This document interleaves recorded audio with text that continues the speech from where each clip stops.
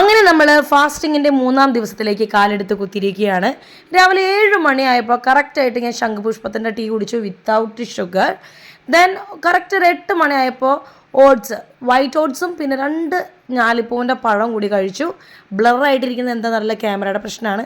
പിന്നെ ഒരു 9 മണിയോട് കൂടിയിട്ട് ജസ്റ്റ് ഒരു കടും കാപ്പി ഇട്ട് കുടിച്ചു. നല്ലതായിരുന്നു, വിത്തൗട്ട് ഷുഗർ ആയിരുന്നു. വലിയ വികാര പ്രശ്നങ്ങളൊന്നും തന്നെ ഉണ്ടായിരുന്നില്ല, എന്നാലും എടുത്ത് കുടിച്ചു. തമ്മിൽ ഭേദം തൊമ്മൻ എന്ന് പറയുന്ന പോലെ ബെറ്റർ ആയിരുന്നു. പിന്നെ ഉച്ചയ്ക്ക് ഒരു 12 മണിയോട് കൂടിയിട്ട് ചോറ്, പിന്നെ ഒരു മുട്ട പുഴുങ്ങിയത്, പിന്നെ കുറച്ച് തൈര്, ഇത്തിരി നാളികേര ചമ്മന്തി, പിന്നെ ഉരുളക്കിഴങ്ങും പയറും ഉപ്പേരി.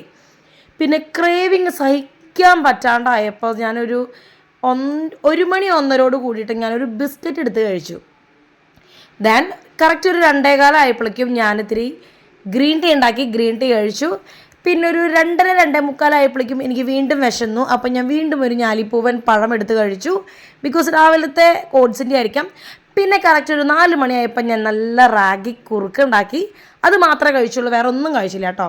അത് തന്നെ നന്നായിട്ട് വയറ് ഫില്ലായി, നല്ല ടേസ്റ്റ് ഉണ്ടായിരുന്നു കേട്ടോ. പിന്നെ ഒരു 6:15 കൂടി ഇത്തിരി ജീരക വെള്ളം തിളപ്പിച്ചങ്ങോട്ട് കുടിച്ചു. അപ്പം നാളെ പാക്കലാം, ബൈ.